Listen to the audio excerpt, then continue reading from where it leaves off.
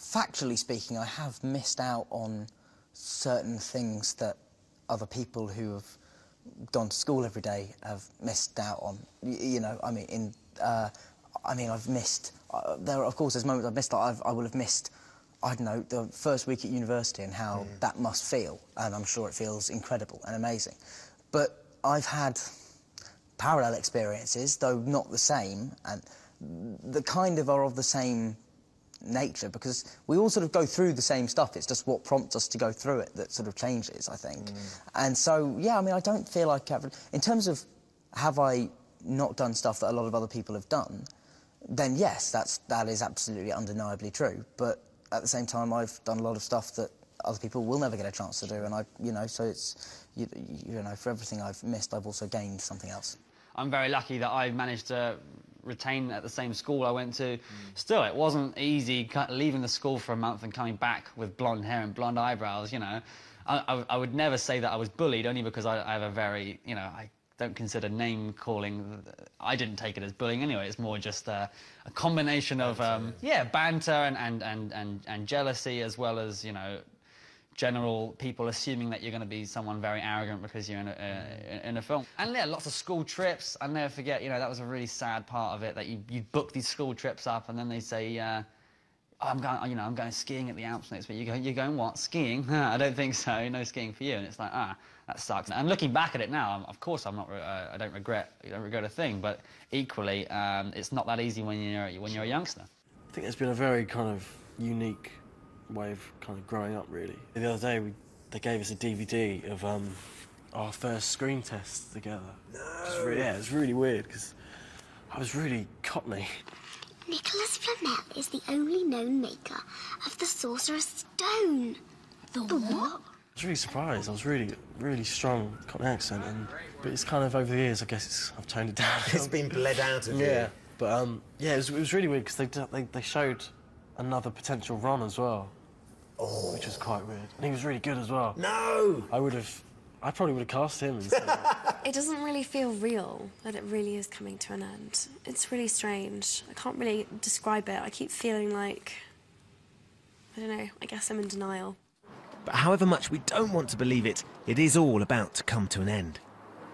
In this courtyard here, they're setting up for what will become the climax of this epic battle scene. You're going to have the good guys on one side, the dark forces on the other. They're going to come together, and it's all going to kick off. But what we know is that some of our favourite characters might not make it through. Come on, Tom. Let's finish this the way we started. Together. But who will survive when Harry and Voldemort come face to face for the final time?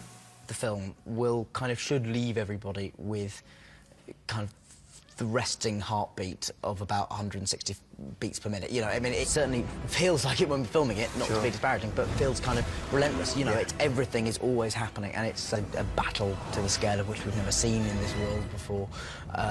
Yeah, I mean, it's the way a film series should end. Do you think we'll ever just have a quiet year at Hogwarts? No. There must be a very special bond between you and Dan and Rupert. A bond that only the three of you can really understand, because right back from that first experience, the first day you turn up and you playing these characters, and that first premiere, the three of you have always been there. You've been there next to each other, so you know what it's like on the inside, being Harry, Hermione and Ron. Yeah. And that must be something very unique. Yeah, I have moments where I feel quite isolated by the uniqueness of my life experience. You know,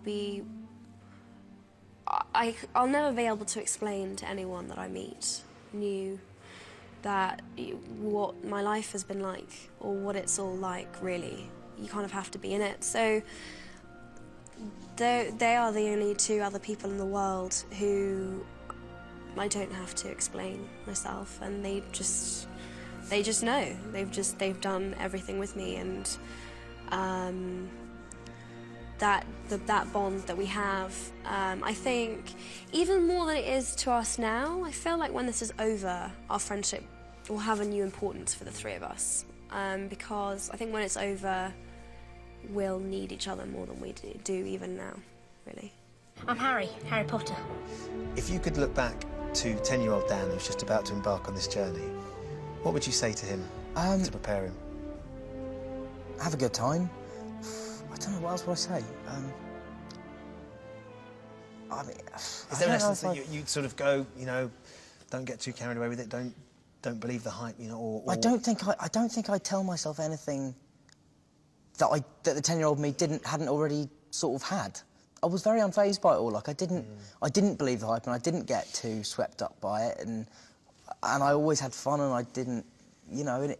So I don't know if there's anything I would say to him. Well, that sounds awfully smug, but you know, I think any of the mistakes that I've made that I could give myself clues to when I'm 10, I wouldn't, because it's essential that I make them.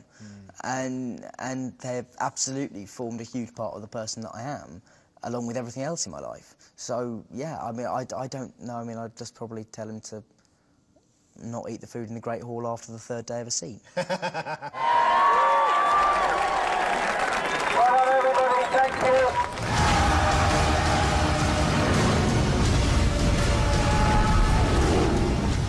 So, 7 books, 8 films, and more than 10 years later, it's all come to an end. Only I can live forever. To be able to come to this extraordinary film set for the last 5 years, to snoop behind the scenes, to get to play with the props and to meet the stars has been truly magical.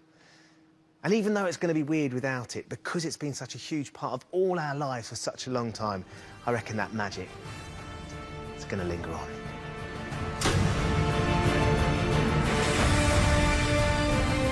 Time to try and outsmart regulars Jason Manford and Peter Andre. Odd One In is next this evening. Penn and Teller are back at 9, and Jack Dee, Jimmy Carr and Catherine Kelly are making the decisions in The Marriage Ref at 10.